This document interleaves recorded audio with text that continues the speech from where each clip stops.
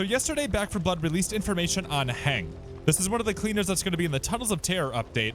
And the initial response to Heng, especially on Reddit, is not necessarily one of excitement. A lot of people are going, oh God, you have to run in and take damage in order to make Heng work? That doesn't make any sense. That sounds bad.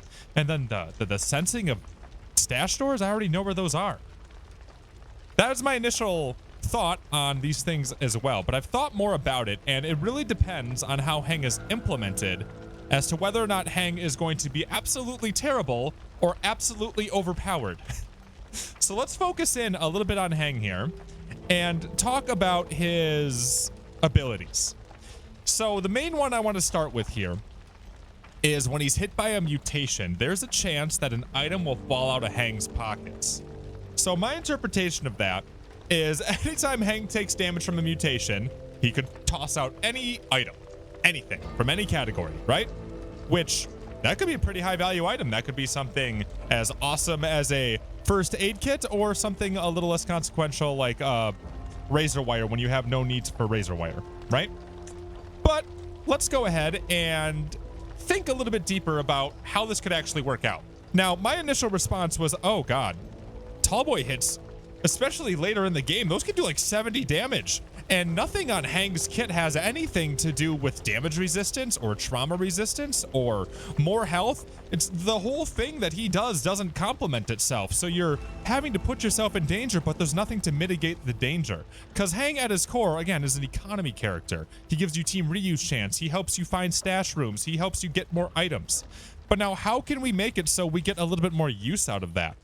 Initially, what a lot of people would go and say is, well, what if I go into my deck here and, I don't know, damage resistance, right? I think this is a really good way to go about considering how to make Heng more useful. So damage resistance, damage resistance, damage resistance. There's a bunch of damage resistance cards in the game. Also, trauma resistance might be really useful. Because if you're going to be taking damage, damage just tends to have trauma on it, right? Another thing you could consider is what if you have an extra pocket, which he should have pockets, but an extra pocket for support inventory. Because one of the ways you mitigate trauma in this game, at least currently, who knows if things are going to change, is temporary health basically blocks trauma. You could have one temporary health and you take 40 damage. It's going to act like that temporary health is a shield from all the trauma you should have took from that 40 damage. I think they're going to fix that a little bit, but temporary health is a huge shield. So even with all that, it still sucks to get hit by a bruiser and take a lot of damage. But maybe we don't think of it from that perspective. Maybe Heng actually has a lot of utility if you play him right. So I think a really good way to illustrate this is I'm going to become a Ridden. And I'm going to show you what I'm talking about. So what if you're a stalker? And you're sneaking up on an unsuspecting cleaner over here, aka Heng. Well, if you'll take notice here, if you jump on top of a cleaner, you see how Carly's taking damage? Slowly but surely, trickle, trickle, trickle. And what if each one of these instances of doing damage to Carly, or I should say Heng, could produce an item? What if there's a chance every single time any sort of damage happens that they could go ahead and spawn an item? I think initially you go, oh God, does he have to take huge hits? What if he just takes a bunch of little hits and each one of those little hits could potentially spawn an item?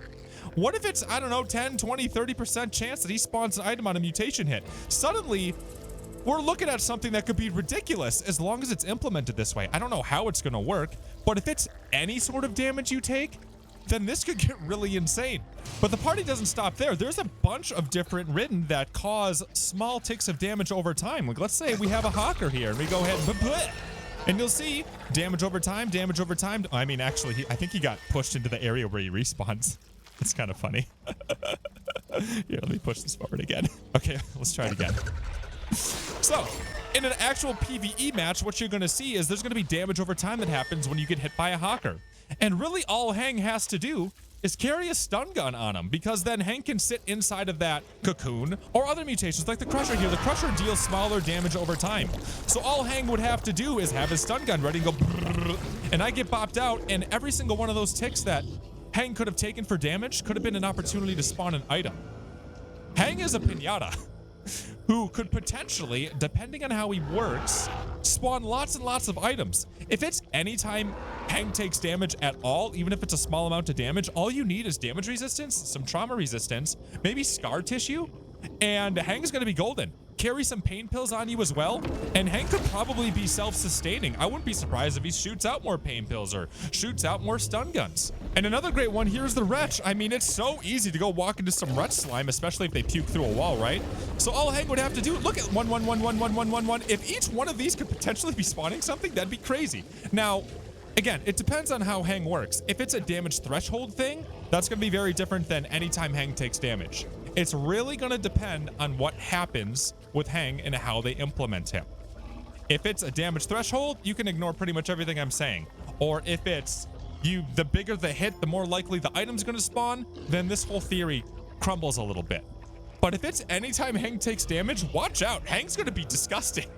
Very, very strong. And something that maybe you've been thinking about while I'm doing all of these scenarios here is, wait a second, this is basically what you're doing in Swarm, right? The amount of damage I'm doing here isn't as much as you'd be doing in a PvE match. Like 1, 1, 1, 1, 1. That's not anywhere near as powerful as an actual Wretch in a PvE match. It's a higher number, right?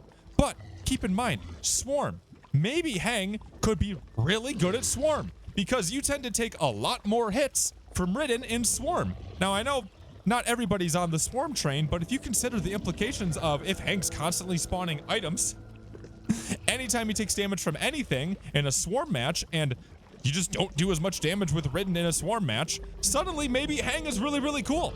And then maybe if we consider that part of it, the Swarm side of it, let's talk about the part that I couldn't find any use for in a PvE scenario. Senses and can ping nearby attachments and prepper stash doors and hive entrances.